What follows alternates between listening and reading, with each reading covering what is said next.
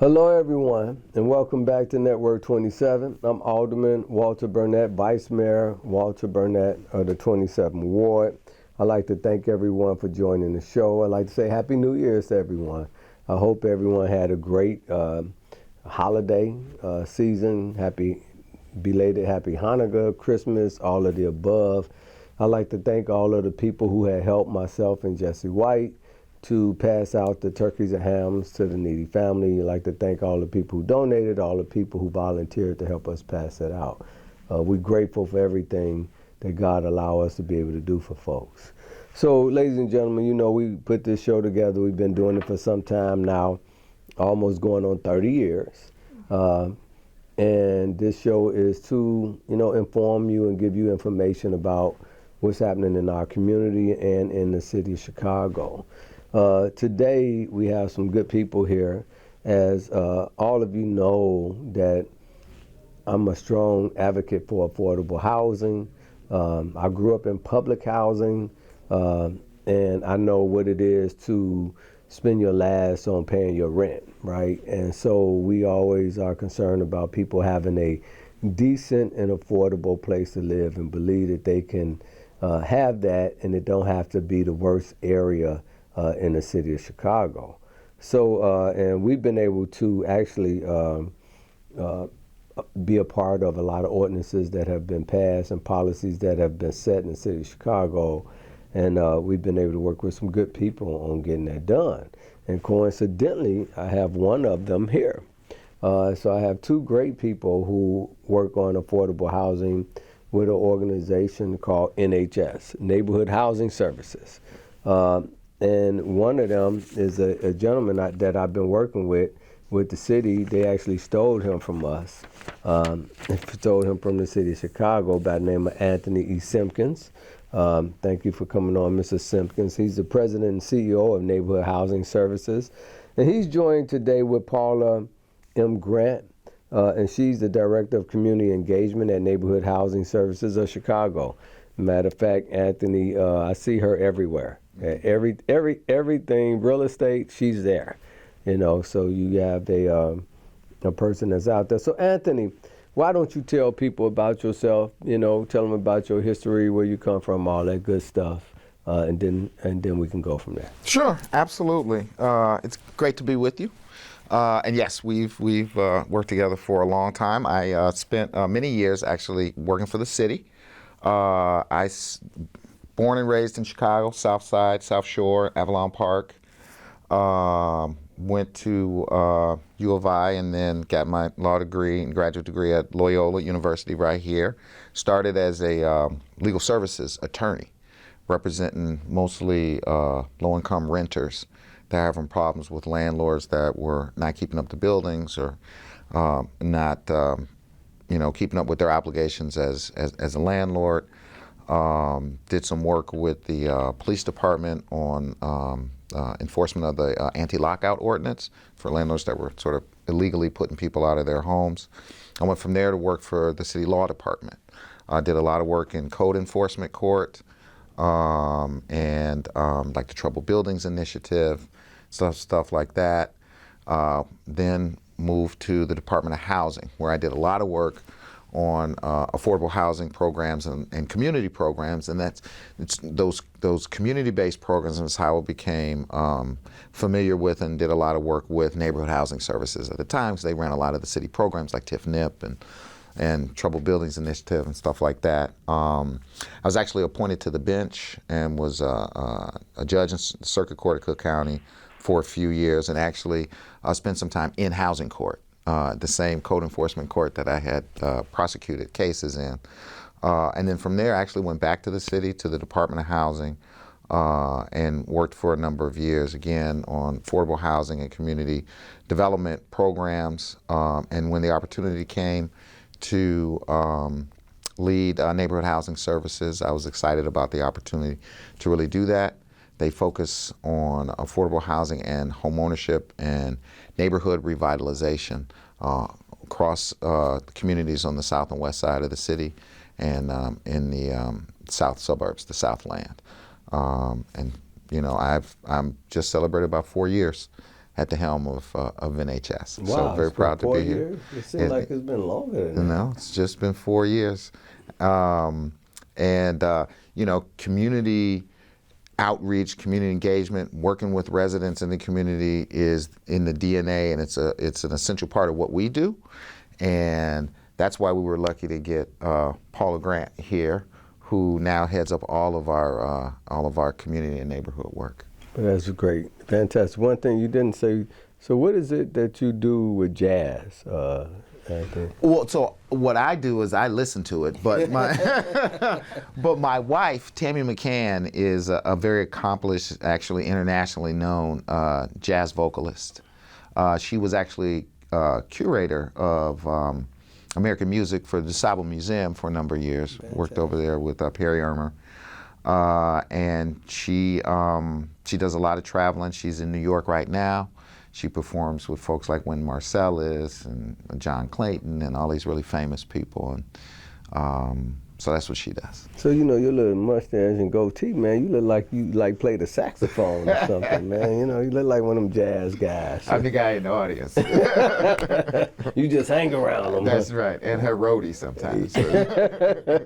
So that's what you do with your spare time. Yes, yes, absolutely. Because it don't sound like you have much of that. Man. All these jobs you done had. Yeah. But we appreciate you. So you was starting to talk about Paula. Why don't you introduce yourself to the audience, Paula? Okay, then. Again, I'm Paula M. Grant, and I've been in community development for the last 21 years, but before that, I grew up in Inglewood on the south side of Chicago, and spent really all my formative years going to school, there in the Inglewood neighborhood. And so living, in the low and moderate income neighborhoods. And it's kind of interesting how I got in this work. I worked in IT for AT&T and a couple other institutions. And, after 9/11, nothing really happened in the IT world. So one of my friends said, come and take a real estate class in Caldwell Banker out in Lisle. And so I said, yeah, I'm going to go out there and I'm going to sell houses in Naperville and Lisle. And the rest is history. I took the class. I never got to actually go take the state exam because then I ended up getting hired by Shore Bank, which was really big in affordable housing, working on the west and south sides of Chicago. So I've had offices even on the west side, working over there on Harrison and Laramie for them before. Affordable housing has become like near and dear to me, working out in the community, trying to help all people become homeowners. At the time, there was a big push by the Black Congressional District called With Ownership Wealth. And so Congressman Davis had one way to do it. Congressman Rush had a different way. So that's how I got in the trenches. And so I worked at Shore Bank for a number of years. Then, they were taken over by the FDIC. Urban Partnerships started. And so then I ended up coming to neighborhood housing, and that's how I met Anthony. As a matter of fact, I worked on the micro market recovery program for Inglewood. I led that effort, and also worked in West Woodlawn and East Chatham with homeowner stabilization because they had a lot of large buildings, but I worked with the homeowners, and then I went on to lead this renowned program called Renew Woodlawn. I was instrumental in helping 42 homes get sold in a 2-year period. And then I went on to Chatham for NHS. And then I went to Associated Bank and worked as, initially working with nonprofits, went on to be a lending manager in Chicago and in St. Louis, and then Anthony stole me. But it's all good. I'm really, I've been working in this industry for the last 21 years, and it's actually was good to go to a bank and then come back. I picked up some lending skills, so now I'm dangerous there. Working for neighborhood housing gives me a chance to work with not just one bank, but work with lots of banks. And so I'm really, I've just started building. I have a new team, and we're going to hit the ground and brand neighborhood housing and the great work and efforts that we, the programs and that we have. So I'm really excited to be back. Fantastic. But that's great. Both of you all been, I'm getting exhausted just listening to you guys. I mean, you guys been working your butts off, you know? But thank you for the service. So, Anthony, I know you and I worked on a lot of things together, and you all mentioned some things that everybody else probably don't know what you're talking about, right? Because you're talking about micro market, you're talking about trouble building initiative. Explain some of these things that you've worked on, you know, and this is the thing, a lot of things that we know, or a lot of things that you have done, you would assume everybody know about, but they don't. Right. So, or a lot of things that you are doing now, I know you got some new things that you're doing, but even the old things that you're doing, some folks still don't know about it. So why don't you tell us some of the things that NHS do? And NHS been around for a long time. It's a delegate agency. Tell us a little bit about NHS and what they do and some of the things that you work on. Sure. Yeah, absolutely. I'd love to talk about NHS. Neighborhood Housing Services of Chicago. Actually, we'll be celebrating 50 years as an organization. Oh, wow. This coming March, as a matter of fact. We're going to have a big celebration. It's March 15th at the Museum of Science and Industry. You guys can go to our website, nhschicago.org, to get some information about the celebration. We'd love to have you and all your viewers there. We're very proud of our 50 years of work. NHS is a nonprofit. We are a HUD-certified housing counseling agency, so we provide homebuyer education, financial counseling, mortgage readiness counseling, wealth building education, and a lot of education programs and one-on-one counseling, foreclosure, help people that are in foreclosure. We are a grants administrator, which means, and that's when you said delegate agency. So one of the things we do is we are a nonprofit agency that will administer some city programs, like TIF-NIP program, the Roof and Porch program. During COVID, when there were rental assistance and mortgage assistance grants, we did a lot of that. We were able to distribute about $4.5 million in grants to help people stay in their homes during COVID. We are a nonprofit mortgage lender as well. You have banks that are that do mortgage lending, but NHS is what's called a community development financial institution, so, which means we're a nonprofit institution. There are also credit unions that are nonprofit lenders. We do mortgage lending for people to buy homes, for people to fix their homes, and then, of course, we do refinancing and mortgage and foreclosure assistance to make sure people can stay in their homes as well.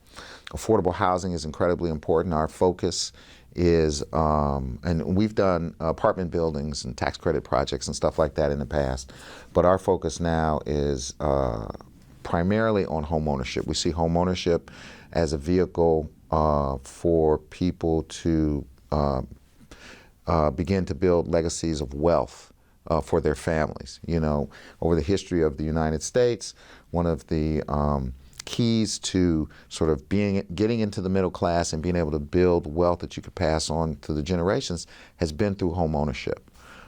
People were able to leverage their homes to start small businesses, retire, save for retirement, send their kids to college, this kind of stuff. And so we really want to be able to connect people with home ownership, especially our younger people. You have a lot of our people that have good jobs, they have good careers, if they're in the trades or, you know, they graduated from college and, you know, they're working at a bank or something like that.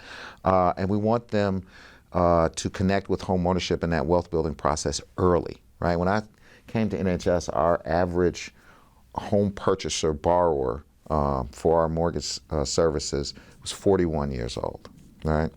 And that's about 15 years too late, you know. If you really want to build that legacy of wealth, by the time you're an old guy like me, your house is paid off, maybe you've now bought an investment property, right? And we want to teach people how to do that. I'm sorry, go ahead. So can you go back? Sure. So you keep saying these acronyms. You said trouble buildings. You said TIF-NIP. Yeah. Explain what both of those are. Sure, absolutely, and that's some of the community programming we do, and our community engagement group helps us really get some of those programs into the neighborhood. So the Troubled Buildings Initiative is a Department of Housing program that focuses on buildings that are in trouble. They're dilapidated, they're vacant, or they're occupied rental units that are not in a safe condition, and these things get into housing court. Often you have owners who either, one, are bad owners and are just not keeping the properties up the way they're supposed to, or in many instances you have someone who's an owner that's not a bad person, they just don't have the resources necessary to keep the place up. In either one of those circumstances, we're able to step in through Department of Housing, and the court will order us to go in and do some emergency repairs to a property. Sometimes the Troubled Buildings Initiative can be used to actually try and take properties away from bad landlords, and get them fixed up. The whole purpose of Troubled Buildings Initiative is to try and deal with vacant properties that are a problem for the block and the neighborhood. And for occupied properties, try to get them to a point where the people that live in them don't have to leave. That's sort of the purpose of the Troubled Buildings Initiative. And so we administer that for the smaller buildings, 1 to 4 units, and then Community Investment Corporation administers the program for larger apartment buildings. So that's CIC. That's CIC. So you all kind of complement each other. Y'all do the smaller units, they do the large And ones. they do the big ones. Okay. Yeah. And then the TIF-NIP program it's a program that allows low and moderate income homeowners that live in TIF districts in which a TIF-NIP has been established. It stands for the TIF Neighborhood Improvement Program. And what will happen is some TIF money will be allocated, and we can then use that TIF money to help people do repairs to their homes that they wouldn't otherwise be able to afford to do. A lot of times that allows seniors to age in place. It allows families to get safety repairs done that they wouldn't otherwise be able to get done. So TIF-NIP is a program that's actually been around for a long time. We administer the programs when the city decides that they want to do a TIF-NIP in a particular area. The city has, the roof and porch program that a lot of people are familiar with. So that goes through you all too? Yes, it's now called the Home Repair Program, HRP. So then that's not the EHAB program, was it? No, that's not EHAB. Okay. That's different. And so those are some of the community programs that we do. We actually have a whole construction services team that helps us to coordinate those programs. I guarantee you people looking at this right now, and they're saying, roof and porch. How do I get my roof and porch fixed?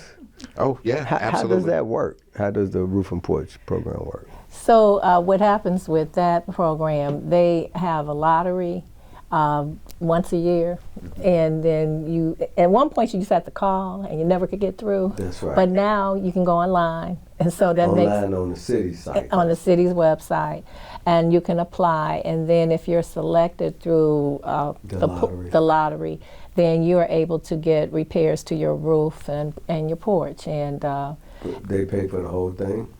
Yes, they can pay for the whole thing. No, the program will pay for all of the repairs. There's a certain, there's a maximum amount that we can spend on any particular house. It doesn't matter how much money you make? Oh no, it's income. Yeah. It's income based, of course. Yeah.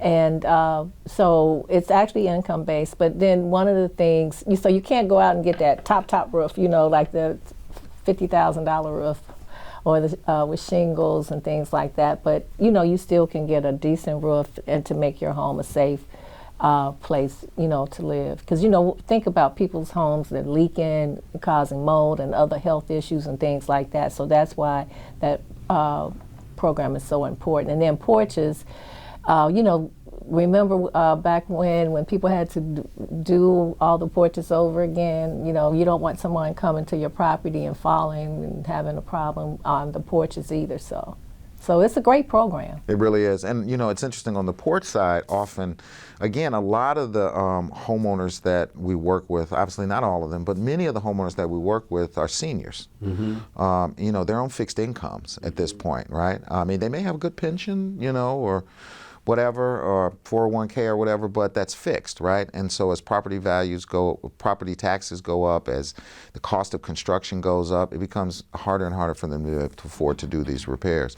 And we often run into, you know, seniors that are getting older and they're losing mobility. Sometimes we have to do repairs like widen doorways and widen porches so that so they can accommodate the wheelchairs.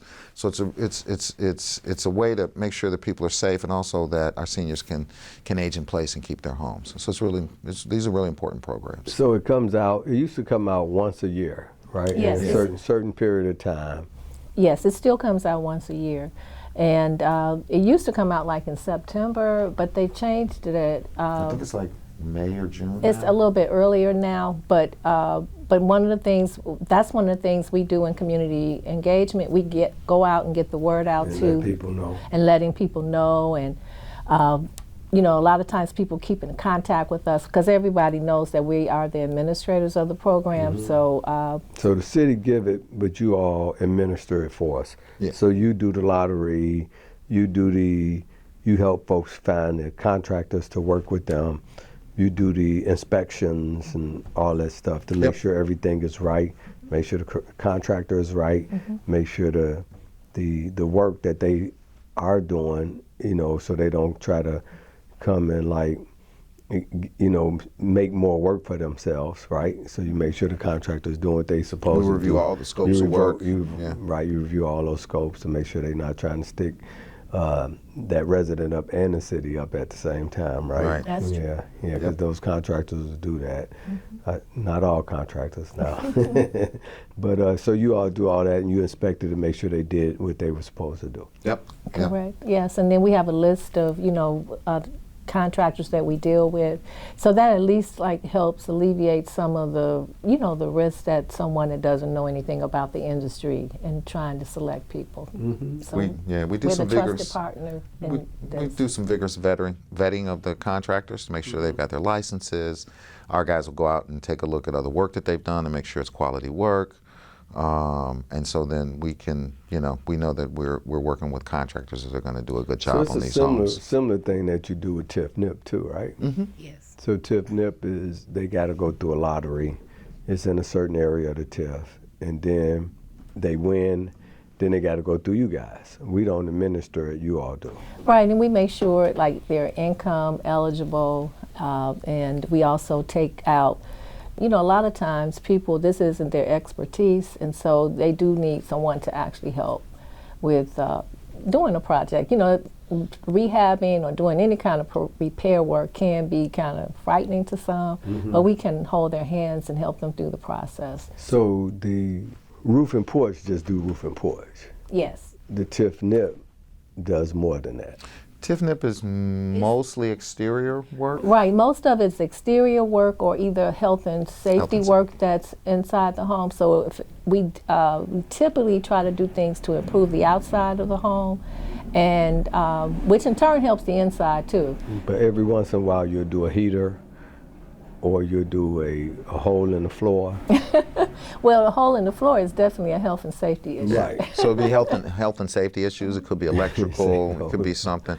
But I think up to 30% of the ceiling amount that you can spend on a house can be spent on interior health and safety stuff. Fantastic. So that's very important work. And then they keep it in the lottery and let you all administer it because they don't want the alderman playing favorites, right? They don't want us saying like, okay, Ms. Jones vote all the time, give it to her. Yeah, and you know, we can't play favorites either. I've had a couple aunties that don't want to speak to me anymore because they couldn't make it through the lottery. That's why they do the lottery, right? So that's great. So it was and I know you got some, I know you want to talk about the mortgage stuff and home buying stuff, but I just want to get through some of this old stuff, like the micro market recovery program. Yeah, so tell people what the micro market recovery program is. You all mentioned that, folks are like, what is that? And actually, I think it has a new name. It's called the CNRP now. Is it? So I Yes. didn't even know the new name. Right. CNRP, what does that stand And for? that stands for Chicago Neighborhood Recovery Program. Yeah. And it's been in existence now for like a year. And so what that program does is actually supporting the Trouble Building Initiative. It's reclaiming, vacant properties in those particular areas. It's also, if there's any type of targeted grant money, which can kind of be considered like a TIF-NIF, but it's targeted towards those particular areas, we can work in those particular areas. And then there's different programming, specifically in 12 different areas throughout the city.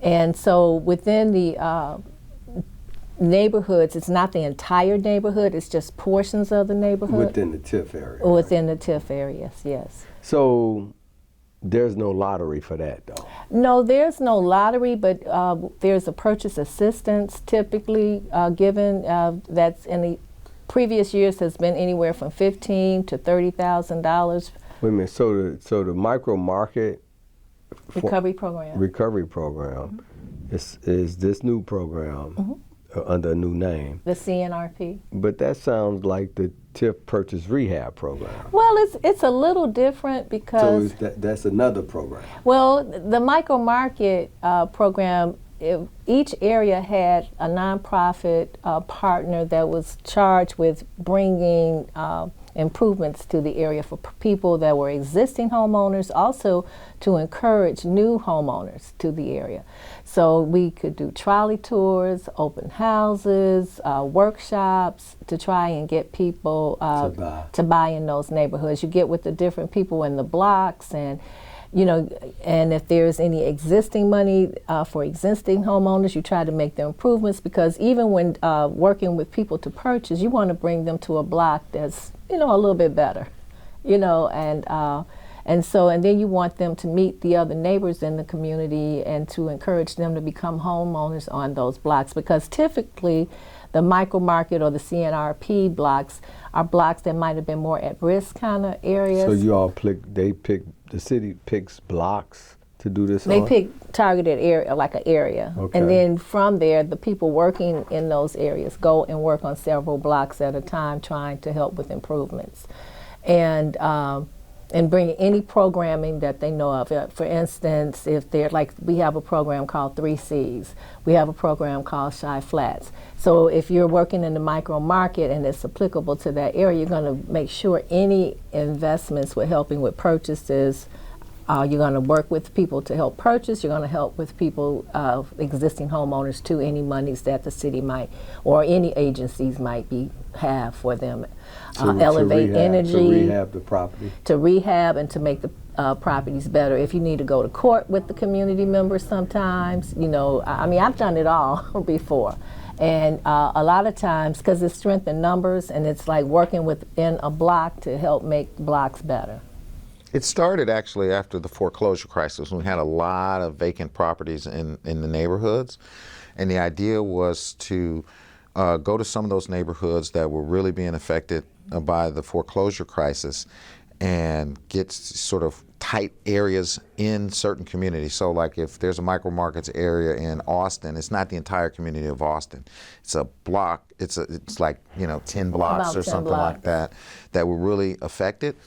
And the idea was to work with the community group to connect with the residents, and any resources that were available, make sure that we were connecting people in that area with the resources to try and get rid of the vacant buildings, get new residents in to buy homes, and make sure that the people that were living in their homes in the community were able to stay in their homes and hopefully get some resources to make their homes better. So it's real sort of concentrated effort. So what's the difference in that and a TIF purchase rehab? So TIF purchase rehab is different. Well, first of all, the micro market recovery areas don't necessarily have to be in TIFs. Okay. Some of them are and some of them aren't. Okay. TIF purchase rehab is a program that was started by the Department of Housing, and it's similar to the Trouble Buildings Initiative program. It has a multifamily apartment building version, and then it's got a version that's more specific to homes, right? And so we administer the program that's specific to homes, 1 to 4 units. And in certain designated TIF districts, they've set aside some money to try and get people to purchase and rehab vacant homes in those districts to live in them, right? And what it does is it provides a grant towards the purchase and the repair of the home. Oh, wow. That's Yeah. a great deal. Up to 25%. Right, and it's at least $10,000 per unit. So if it's a 2 or 4 unit, it's at least $10,000 per unit. But that's for the rehab, not for the purchase part, though. Right. There's technically no cap on the purchase amount. There are some income requirements. You can't be a rich guy and participate in the program.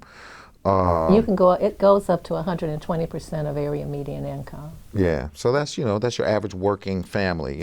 Yeah, I know you did it in our ward on Central Park. Yes. I forget I think that's about 400 or 500 block of Central Park. Y'all did like 4 or 5 buildings on that block? We did. Yeah, that's 500 block. 500 block. Yep. We called that a super block. Super block had a couple of veterans and a lot of folks with a couple of kids and child serve. Had yeah. 1 or 2 of the properties, and then CIC worked on one of the multi units at the end of the block. So y'all kind of fixed up the whole block. Yeah, which was good. Yeah.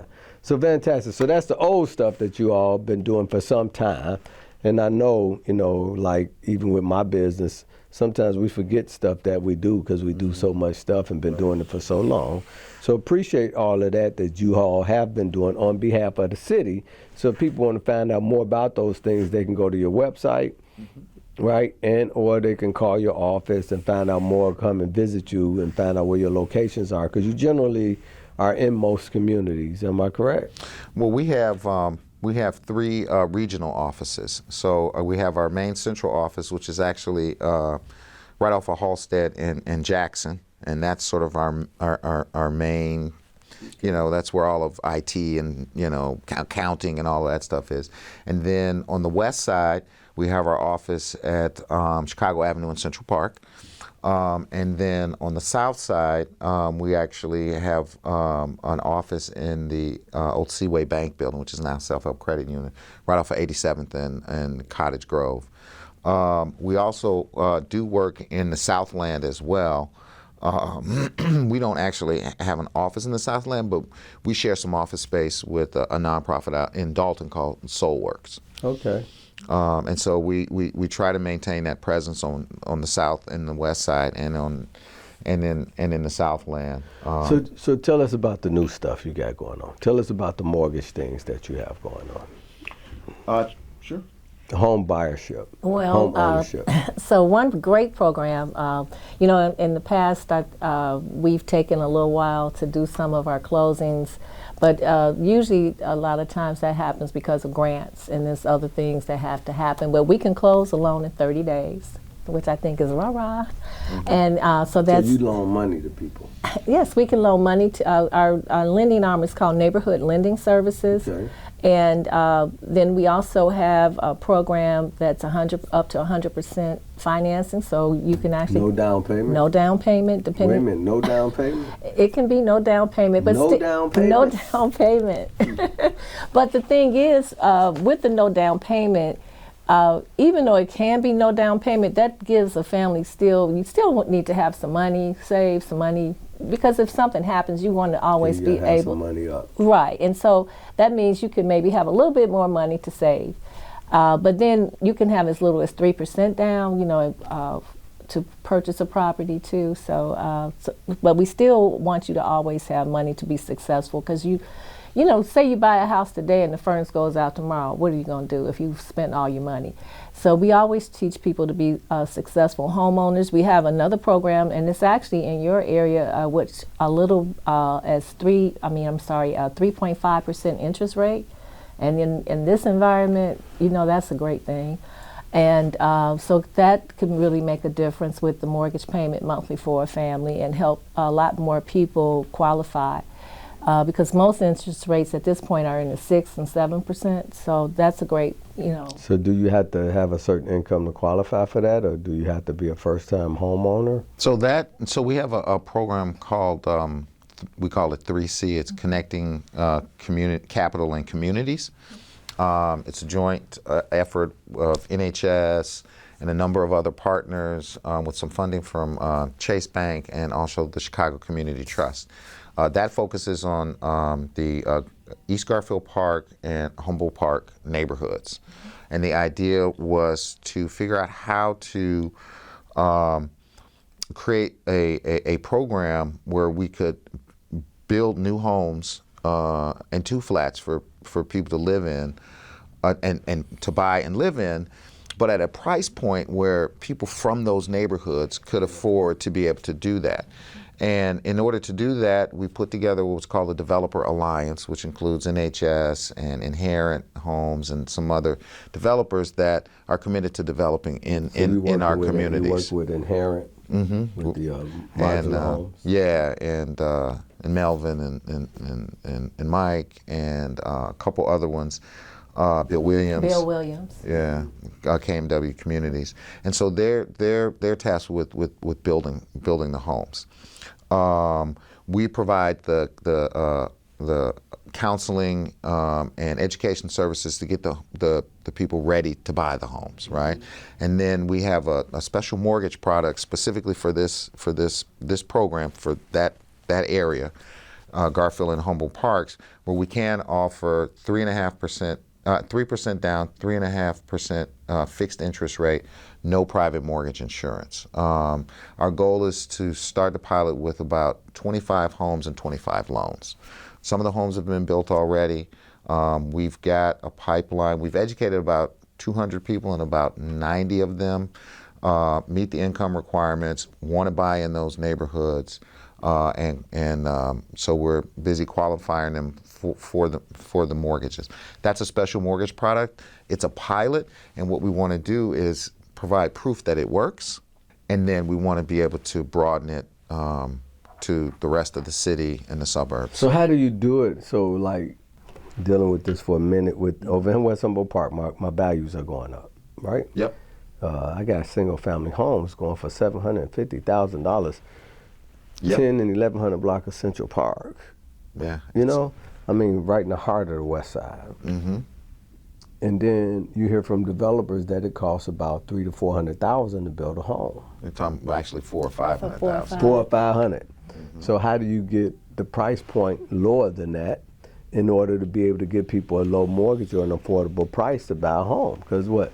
On a $500,000 home or $400,000 home, what's your mortgage on that? Almost $2,000. It's probably like almost $3,000. $500,000 house. You probably $2,800 a month. $2,800 a month. Right. Right. So so who can afford that? You have to make a lot of money to be able to afford. You got to make over $100,000 to be able to afford that kind of home. So how do you all do that?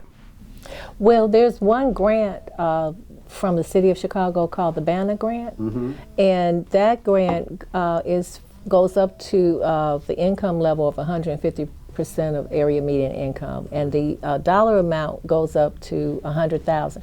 Now, someone at 150% AMI, they probably want to get about $50,000, but if someone is a lot lower, they can get up to $100,000 with that particular grant. So $100,000 write down on the cost of the house. Right, but it has to be a new construction house, so a city-owned vacant, land, vacant lot. Right, vacant lot property. They also can combine other grants too, so they can typically. So I know Inherent been working hard on trying to bring those costs down, because this whole ministry is to sell affordable housing. So what's the lowest you all been able to bring houses down to? Well, that really depends. Some of it depends upon the area, where the location is. But and to Paula's point, because you're right, the median price of a home has been going up much faster than incomes have been going up, and this is really part of the problem, right? From 2019 to 2024, the median home price in the state of Illinois went from like $269 to like $340, and it's even higher in Chicago, right? The median home price in Chicago is $350 something, right? It's getting closer to $400,000, and that's just your average sort of working family. It's almost impossible for them to afford that. But homeownership, as I said before, is so key, right, to creating beautiful, vibrant neighborhoods for families to build generational wealth. And so what does that mean? That means there's a lot of subsidy that needs to go into making that home affordable. And so we combine available subsidies through different city, state, and federal programs. But we also, how much the mortgage itself costs you, not just the price of the home, but how much the mortgage itself costs you is really, really important. That's why that interest rate becomes really, really important. And so we've been able to get some support again from Chase and Chicago Community Trust and some others to sort of write down the cost of that mortgage. So a family at 80% of area median incomes, like 80% of the average income in the city, at like a 7.68% interest rate, can afford a home at about $207,000, right? You drop that interest rate down to 3.5% fixed with no private mortgage insurance, that gives them about another $100,000 in buying power to a home that they can easily afford the monthly payment on. So now right? you can afford a $300,000 right. home. So it's about combining some things, right? You combine some subsidies for the developer so he can build that home a little cheaper. Some purchase assistance for the buyer that brings that price down a little bit, and then you give them a mortgage that they can afford, right? That's going to bring that monthly mortgage cost down.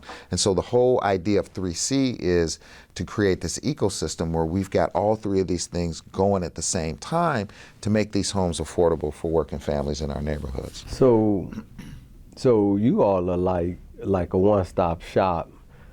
So people don't have to go look for all these different grants. They can just come to you.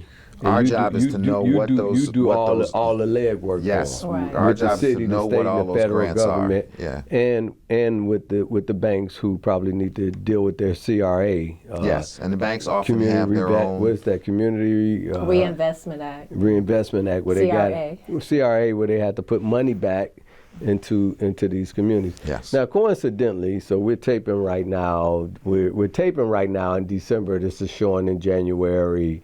Literally, yesterday, the governor in December, the governor made an announcement about an affordable program with the mayor of Pembroke, right?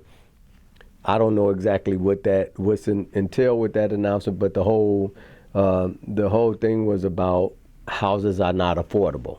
We need to make them more affordable. And it was mentioned that, this is one of the things that Kamala Harris was pushing in her campaign, and the governor, grabbed on to it, and he see how important it is for folks to be able to afford to live in all of these communities across the state of Illinois. So what comes with that press conference? I don't know. I haven't seen the details. I don't know if you all saw the details of what's offered to everyone from what the governor was talking about. Is it a new program that they're putting in place? Is there some new money coming down the line? You haven't seen it yet?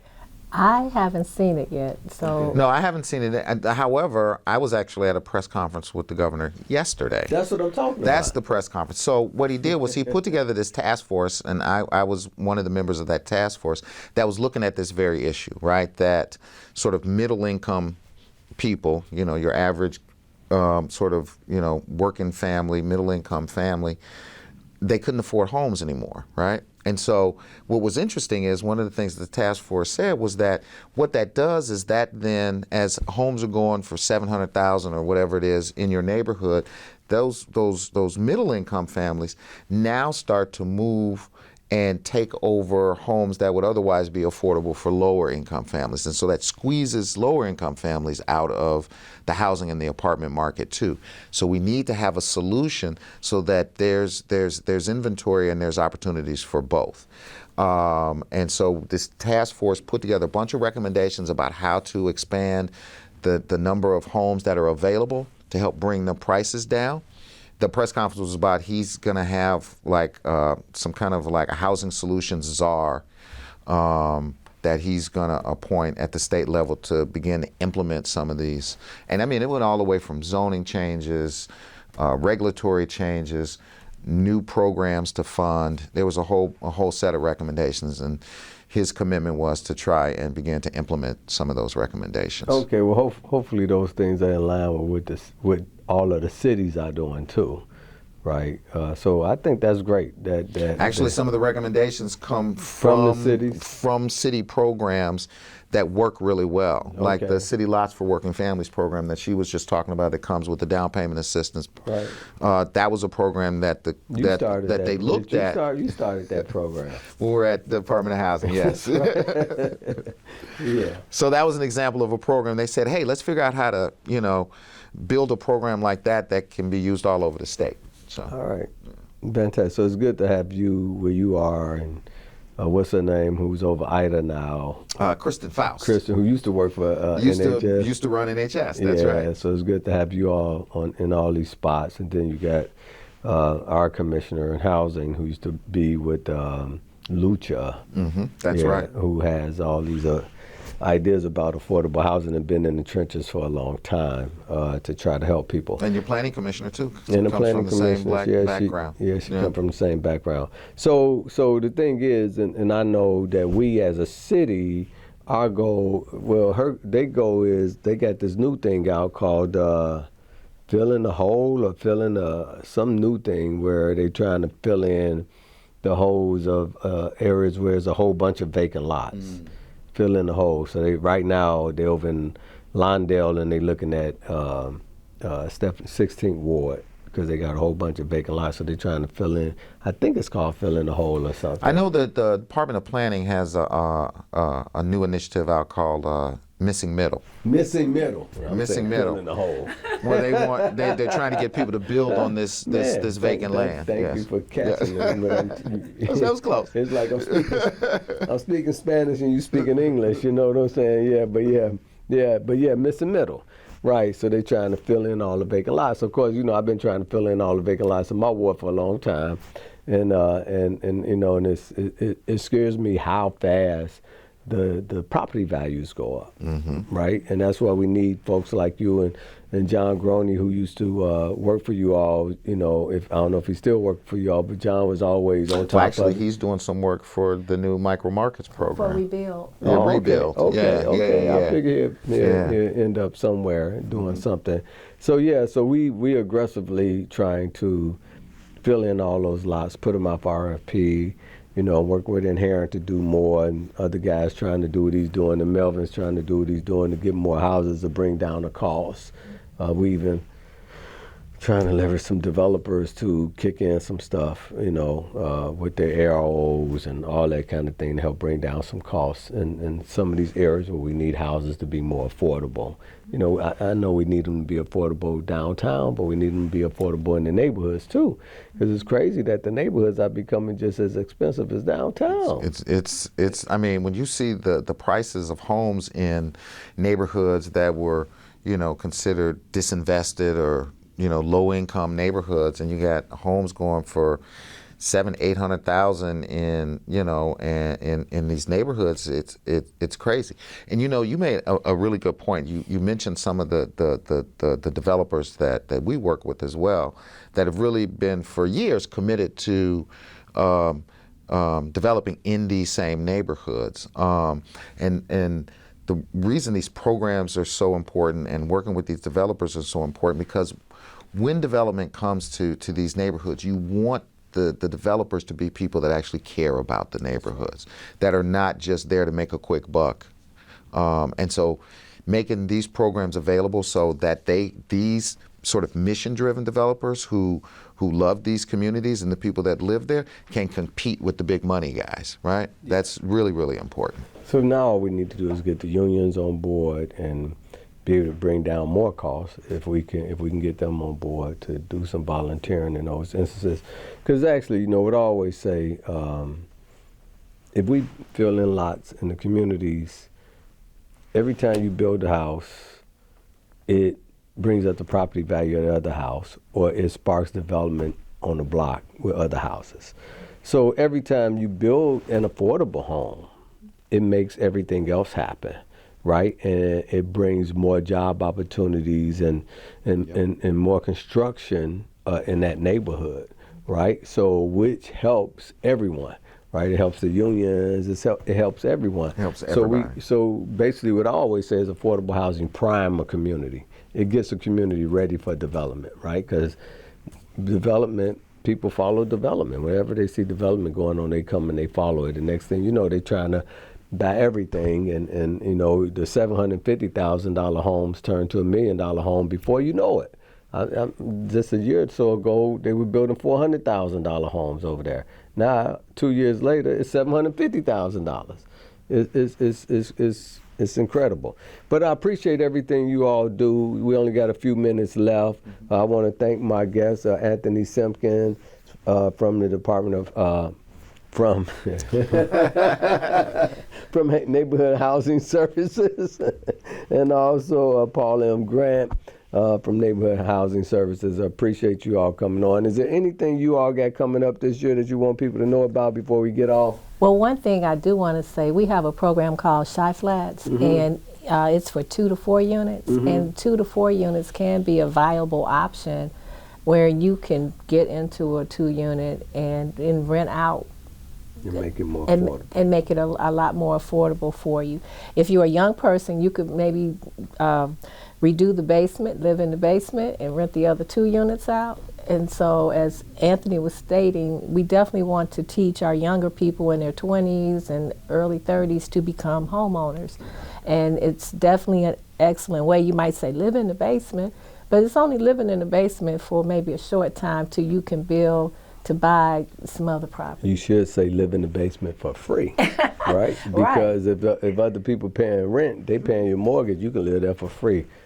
I bought my first building when I was 25 years old. I bought a. See, I remember you saying I that. bought a two flat with a coach house. Right. And that allowed me to buy the lot next door to me, buy another building, because I had extra money now. And then not only that, you get money back on your taxes because you're writing stuff off. And you get a little more money back on your taxes, and you have a little more money to buy and spend on other things. So, and you're exactly the example of what we're trying to do, right? We're trying to get that 25-year-old, that 23-year-old, that 30-year-old, and teach them that home ownership, real estate investment is where you go. We actually have a curriculum called Next Level. If you go to nhschicago.org, you'll see the classes schedule we have for all the different kinds of classes that we have. And we have classes from teaching you about property taxes, debt management, how to invest in a 2 to 4 unit, how to do repairs, and we actually have a wealth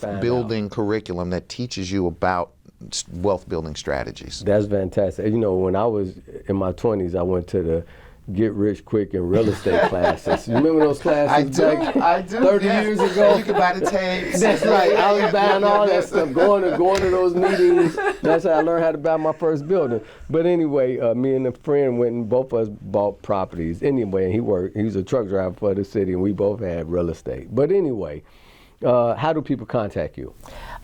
People can contact me at pgrant@nhschicago.org. Grant with 2 T's. With 2 T's. So pgrant with 2 T's at nhschicago.org, or at 773-239-4174 is my work cell phone. My work telephone number. Sorry. And what's your that. website? It's at www.nhschicago.org. That's our website. And you can call our main number for information too at 773-329-4111. Great. And you can find out the NHS services close to you. I'm telling you guys, these guys, not only do they help people, they try to advise people on what type of insurances to get on your building. If you overload it with insurance, they lead you in the right direction.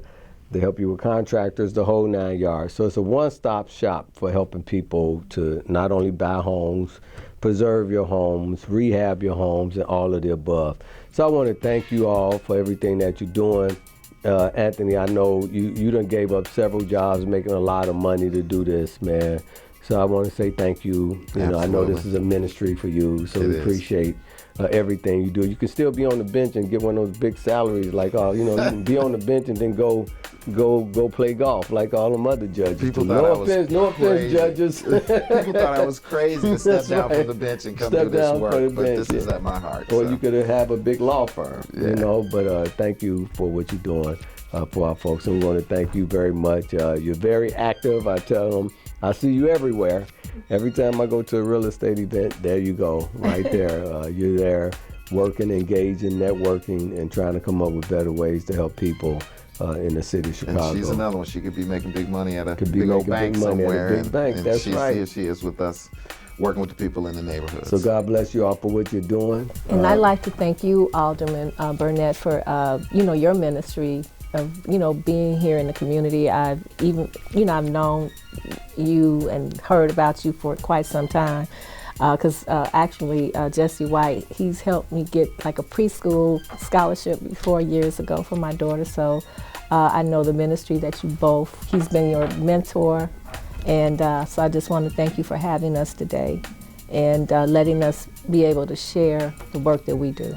Fantastic. Thank you. Thank you, everyone, for watching Network 27. I want to thank everyone who helped me to put the show together, all of the producers, the media people, the camera folks, schedulers, everybody who helped me put the show together. Hey, everyone, this year is our year. We're going to make it happen. I'm claiming it for all of us right now. God bless you, and see you next month.